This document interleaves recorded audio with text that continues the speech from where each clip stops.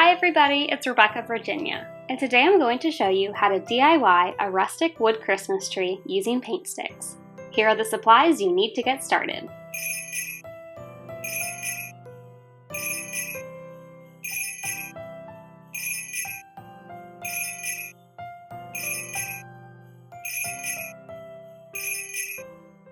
The first step in this DIY is going to be taking apart this wood sign to make individual wood pieces. They also had a similar sign to this available in the fall, so if you still have that one, you can use that for this as well.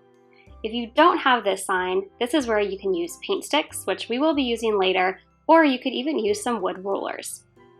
To make my wood pieces look like a tree, I'm measuring them out so each piece decreases by an inch the closer you get to the top of the tree. I am making this tree double-sided, so that's why I'm cutting out 8 pieces of wood rather than 4. Of course, if you didn't want to have a double-sided tree, you would only have to cut out 4.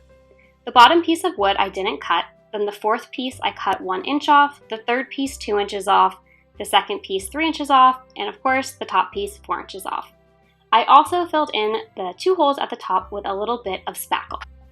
Next, I am painting my wood pieces. I wanted to create a gradient effect for my rustic wood tree, so I'm starting with the darkest green color on the bottom and using lighter greens all the way to the top until I eventually use white paint at the very tip of the tree. Again, I am painting 2 pieces of equal length wood in corresponding colors because I am creating a front and back for my wood Christmas tree. I wanted to create a splatter effect all over the Christmas tree, so I loaded up my paintbrush with some white paint and then flicked back the bristles, and that creates that splatter effect. I also did it in a dark green color and a light green color. Now I am painting a paint stick with some dark brown, and this is an actual paint stick I used to stir paint. That's why there's that white paint down at the bottom, but you could of course grab one from Home Depot or any local hardware store for pretty cheap. Next up, I am adding some Christmassy words to my Christmas tree wood sign. So if you had a Cricut, this would be a really easy step. You could just cut out some vinyl and attach it to the wood, but I do not. So I found this font on dafont.com. They have so many different types of fonts that you can download, and this one is called Holiday, and I really liked the way it looked. So I wrote out the words that I liked with that font, printed it out, and now I'm doing this etching method where you take a pencil and you rub the graphite on the back, and then you just place it down, and then you go over it with a hard object like the back of a paintbrush or a pen, and when you press down on it, it will actually transfer the graphite onto the wood sign. So then you have a little stencil that you can then trace. Once I had my graphite stencils down, it was time to start filling out the words with different kinds of paint pens and paints.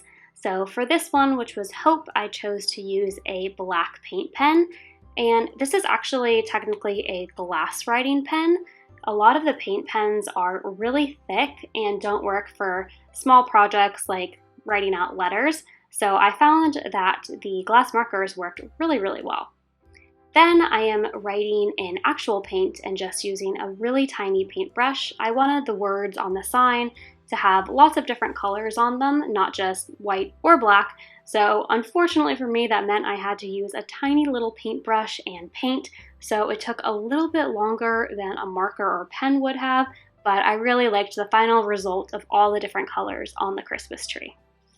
I also realized that I forgot to film it, but I did paint a wood cutout star in yellow paint with a little bit of a brown dry brushing border, and I did place that at the top of my paint stick.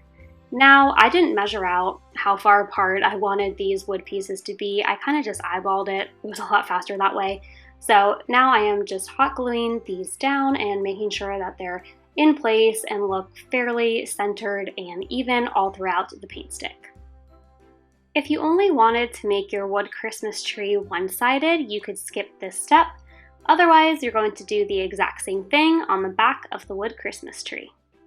My wood Christmas tree needed something to stand in, so I found this really cute box from the Dollar Tree, and it was actually in a set, so it was 2 for $1. and I'm filling it up with styrofoam, and then I have a collection of rocks from outside, and I am placing that down into the box so that it's nice and weighted.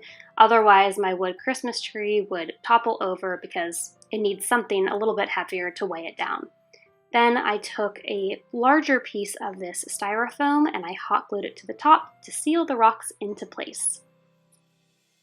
I'm covering the top of the styrofoam with some reindeer moss. I liked the green color of it, and I thought that it went with the entire green Christmas tree theme, but you could use Spanish moss or whatever type of floral that you have lying around your house. The last step is to place your wood Christmas tree through the styrofoam in the box until it stands perfectly on its own. Thanks for watching my rustic wood Christmas tree DIY. If you want to see more videos like this, make sure you hit the subscribe button down below. Until next time, keep searching, keep creating.